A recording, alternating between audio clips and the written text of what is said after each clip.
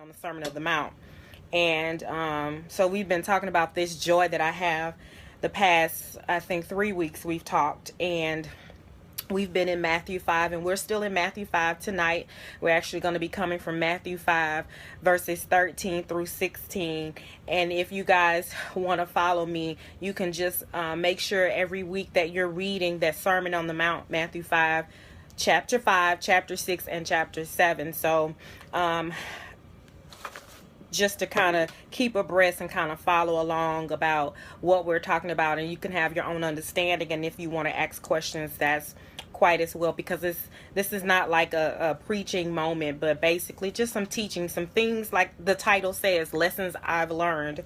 So these are basically just lessons that I've learning through the course of my reading through this and life experiences and the things that we've been challenged with as Americans, as a community of people.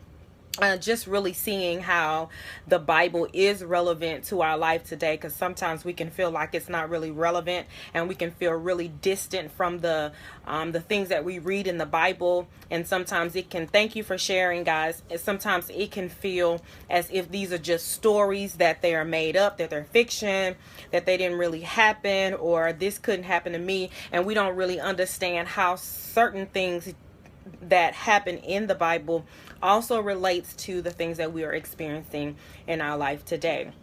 And so last week we had some turn of events within our community, within our society, within our the minority race, where we saw in Charlottesville. We talked a little bit about that on last week, where we had issues with race and fighting. One young woman lost her life. Her name was Heather.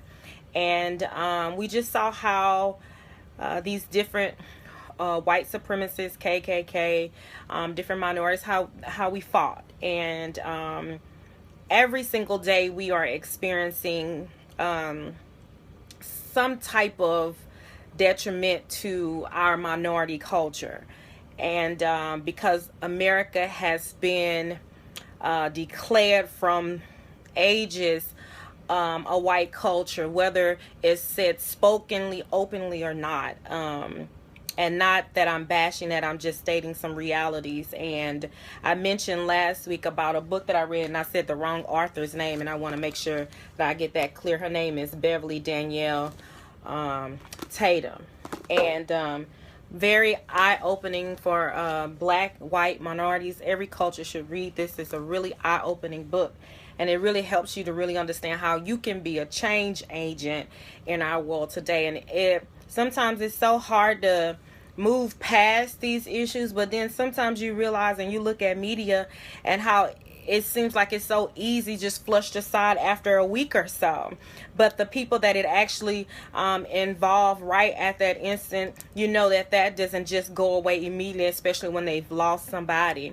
But I really think, and I feel compelled these last couple of times when we've lost so many people to these racial incidents, that we have got to learn to be change agents ourselves. And that's one of the things that I mentioned about on last week, as we learn to be peace makers. According to Matthew 5 and 9, we talked about this joy that we have is found within this ability to make this peace that Christ has given us. And I talked about how right in the vicinity of where we are, we have the ability and the responsibility to do what we can to change what's happening globally. And I use analogy of like tornadoes or whirlwinds or hurricanes, how they spin off from small ones first, and then the small ones all come together and they make this huge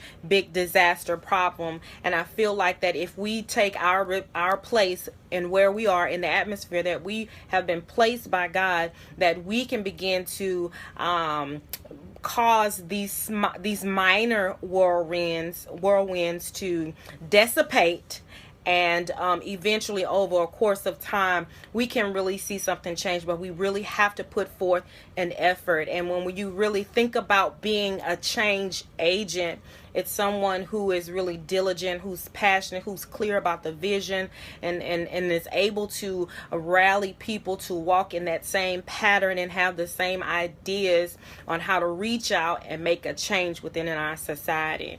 And so when we look at Matthew chapter 5, as we talked about what makes us this type of joy that we have, and we listed different characters in the beginning of this series talking about the Beatitudes, and then we went on to really focus in on just being peacemakers because of what happened in Charlottesville, and also looking at how when you come to verse 10 and 11, how he talks about that we should expect basically to be persecuted because of our relationship with Christ, but for who God is.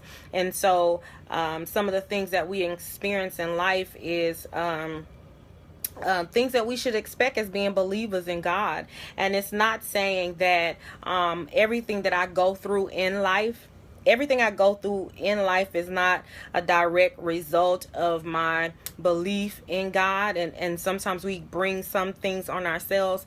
But when we look at it from a standpoint of being a race of people who God created, and me living my life as a created black female in the earth, I represent God. And because my thoughts and my ways are not like somebody else, that they will be upset with the way that I think, the way that I look, that I can't change, then that is a direct reflection of their hate, not toward me, but toward God, because God created me, right?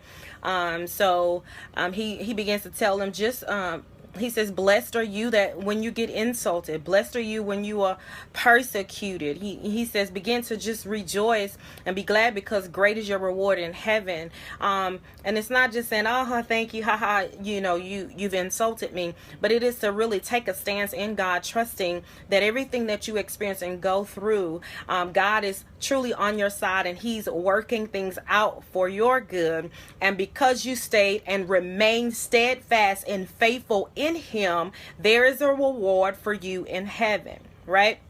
So when we look at our text for tonight, hey Charnel, we look at verse 13 through 16. Very familiar passage, chapter 5. This whole Sermon on the Mount is very familiar. It says, starting at verse 13, chapter 5 of Matthew, you are the salt of the earth, but if the salt loses its saltiness, how can it be made salty again? It is no longer good for anything except to be thrown out and trampled underfoot. Verse 14, you are the light of the world.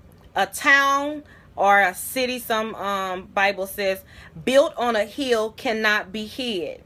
Neither do people light a lamp and put it under a bowl. Instead, they put it on its stand, and it gives light to everyone in the house. Verse 16, in the same way, he says, let your light shine before others, that they may see your good works and glorify your Father which is in heaven. And so tonight, I kind of wanted us just to talk about us having the power of influence and the power of insight. The power of influence and the power of insight. So when we first begin to look at verse 13 through 16, we see Jesus, well, he's still teaching his lesson on the Sermon on the Mount. He's going through different topics, and he gets here and he begins to tell them who they are. A lot of times in life, the way we live our life, the way we make our decisions, and the things that we do in life are strictly based on who we think we are, right? And sometimes who we think we are is not who we really are. And it is not who God has created us to be. And so he stands here after telling them that you're blessed to be persecuted. If you go through these things, just count it as being blessed. As you are insulted, he says, count it as being blessed. He says, why? Because you are the salt of the earth. Jesus begins to tell them, you are. There are sometimes we have to kind of encourage people that you can do a thing by letting them know who you really are. And sometimes when you see people really down and out on themselves, you have to begin to speak until they're hearing who they are and who you've seen them. You have this treasure in you. You have this ability. You are creative. I've seen you do it. And Jesus begins to tell them who they are. And he says, you are the salt. He says, you are an influencer. Why? So let's talk about salt. He says, you are an influencer. How is that an influence? Well, when we think about salt, salt is a necessity of life, right? Many of us know that. And it is a mineral that has been used in ancient times in so many different ways, in so many cultures, as a seasoning agent, as for perseverance or preservative, for a disinfectant. It's also been used as a component for ceremonial sacrifices and offerings. And it's also a unit of exchange, right? So most of us, when we first think about salt, what we think about is simply a white granular food seasoning. In fact, however, only 6%, this is amazing, I researched this, only 6% of all salt that is manufactured goes in our food. Only 6% of that. So we use salt in more than 14,000 different ways. And only 6% of that is in our food. So he says 14,000 ways that we use it, from the making of products such as plastic, which some of this stuff I didn't know we use salt to make. We use plastic, paper, glass, polyester, rubber, and different fertilizers for your household, such as bleach, soap, detergent, dyes, all kinds of ways we use salt. And many of us, we all use it in some kind of way, whether it's directly or indirectly, we use salt. And so when we look at salt, we realize that salt is an influencer, that it changes. Even if I go back and talk about the 6% of how we use salt, it influences the flavor of our food. Salt causes what we already have and what we already enjoy and what we already like to taste even better. So salt ends up influencing the food that we have. And so when we talk about being an influencer, what are we saying? So when we look up the word influence, it's being a person that is a person of influence is not an option. When we talk about, it's not an option of whether I want to be an influencer or not. So let me say that. But God has assigned each one of us to be an influencer. When we influence, we don't necessarily change. Let me say that. We don't become this thing that changes. If I'm going to eat, let's say a pork chop, I don't even like pork chop, but if we're going to eat a pork chop and we put some salt on it, it's still going to taste like a pork chop. It just brings out of it what's, it makes it better. That's what I want to say. It makes it better. And when I talk about being an influencer in the environments that we are in, we end up, the saltiness or the influence that we are, that Jesus is calling us as disciples, as followers of him, we are influenced, that we bring out the very best in people, right? So if you are not bringing out the best in people, but you're being an agitator, then you're not being the salt of the earth. You being salty. The urban term of being salty. You're being a hater. You're coming against. You're not being a peacemaker. But as an agent of change, as salt is an agent of change, we are to be influencers to bring out the very best that there is in our environment and the people that we're around. One of the things I was sharing with my prayer partner this week was I was going into a new environment with some new people.